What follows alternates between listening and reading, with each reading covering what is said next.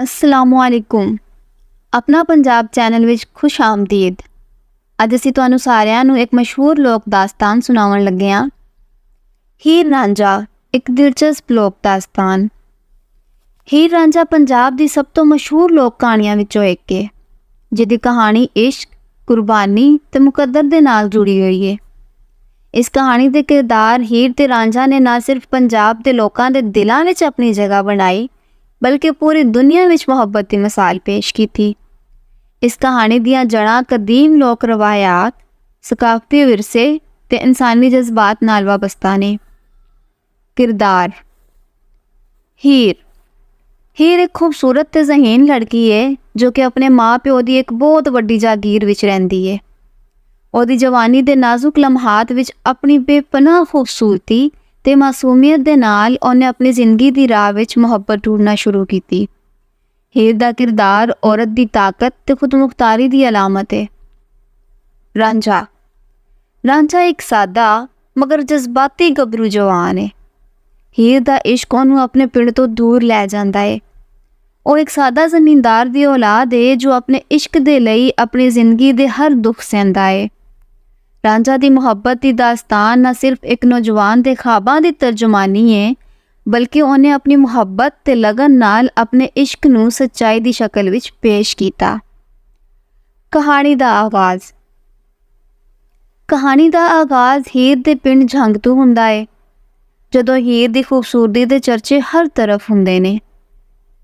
ओहदी जवानी दे दिन हन जदों वो अपनी सहेलियां दे नाल पिंड दे मेले विच जांदी है। उत्थे ओहदी मुलाकात रांझा नाल हुंदी है, जो कि अपनी मां दे कीमती जेवरात वेचण आया हुंदा है।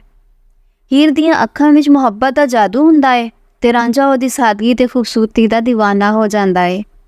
इश्क दी कहानी हीर ते रांझा दी मुहब्बत दे सफ़र दी शुरुआत उदों हुंदी है जदों एक दूजे नूं पहला वारी वेखदे ने।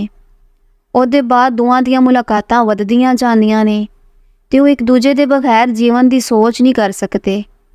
हीर दे घर वाले इस इश्क नूं पसंद नहीं करते क्योंकि उन्हां ने हीर दी शादी एक मालदार नौजवान नाल तय कर रखी हुंदी है। लेकिन इश्क ते किसी दा जोर नहीं, जदों दिल लग जावे ते कोई रोक नहीं सकता। जदोजहद ते कुर्बानियां रांझा हीर दी खातिर हर किस्म दी कुर्बानी देवन लई तैयार हुंदा है। और पिंड दे बजुर्गां नाल मशवरा करके अपनी मुहब्बत नूं मनवावन दा प्लान बनांदा है। हीर दे माँ प्यो हीर दी खुशी दे बारे विच बेफिक्र हुंदे ने ते वो अपनी धी नूं इस मुहब्बत दे बारे विच किसी तरह दा इलम नहीं होण दिंदे। हीर ते रांझा दी मुहब्बत दी शिद्दत उन्हां नूं हर किस्म दी मुश्किलात दा सामना करन ते हर मुमकिन तरीके नाल अपनी मुहब्बत नूं कायम रखन ते मजबूर करदी है। रुकावटां ते हयात दे नुकते पिंड दा मालदार नौजवान जिसने हीर नाल शादी करन दा इरादा कीता है और रांझा दे इश्क नूं कट्टण दे लई हर मुमकिन कोशिश करदा है। हीर ते रांझा दी मुहब्बत नूं नवें मसलियां दा सामना करना पैंदा है, लेकिन इश्क दे इस सफ़र विच उन्हां ने अपने दिल दी गहराई नूं समझिया है ते उन्हां ने हर मुश्किल दे बावजूद अपनी मुहब्बत नूं कायम रखिया। इख्तिताम हीर ते रांझा दी कहानी एक दर्द भरी दास्तान है जो इश्क दी सच्चाई, कुर्बानी ते तकदीर दे मुतल्लिक है। आखिरकार हीर दी शादी ओनू घर आलियां तो बागी करदी है ते ओ रांझा दे नाल भज्जण दा फैसला करदी है। लेकिन तकदीर दे खेल विच दोवां दे मिलन दी उम्मीद विच उन्हें अपनी जान गवा दित्ती।